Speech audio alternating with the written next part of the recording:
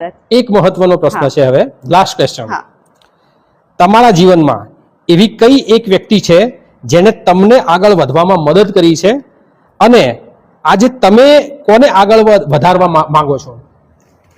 જ્યારે મને ઘરમાંથી નોકરી કરવાની છૂટ નથી ત્યારે મને એક મારા સ્કૂલમાં હું જ્યારે એક્ઝામ આપવા જતી હતી ને ત્યાં એક સીમા મેમ કરીને આવ્યા હતા અને એમણે મને સ્કૂલમાં નોકરીની જોબની ઓફર આપી હતી કે બેન તમારામાં એક ટેલેન્ટ દેખાય છે, તમારે મારી સ્કૂલમાં નોકરી કરવી છે.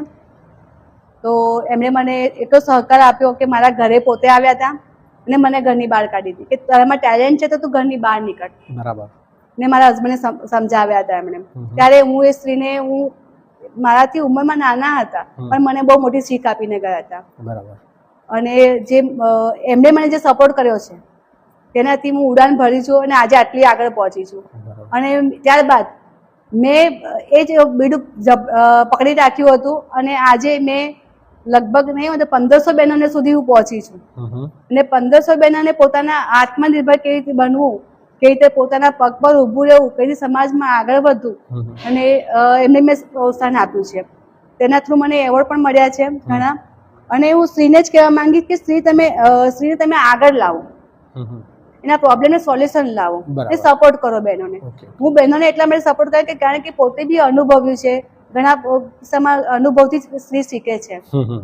પણ જયારે મારા પર વીતી છે તો બીજા પર ના મુજ વીતી તુજ ન વીતે કહેવા માંગીશ. મુજ વીતી તુજ ન વીતે એ કોન્સેપ્ટ થી આગળ વધવું જોઈએ.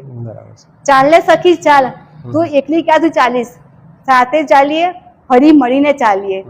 ચાલને સખી ચાલ, આપણે સાથે મળીને ચાલીએ. આ કોન્સેપ્ટ સાથે હું ચાલવા માંગુ છું.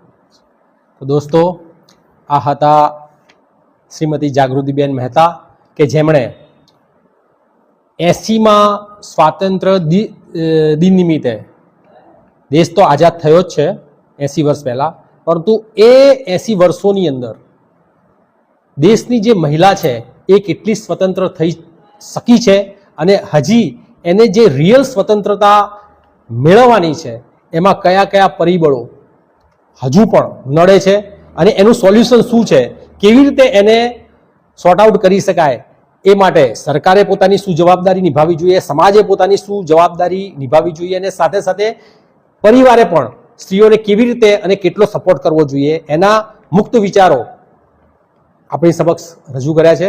એ બદલ અમે એમનો ખૂબ ખૂબ આભાર માનીએ છીએ. Thank you Jagrutiben Mehta.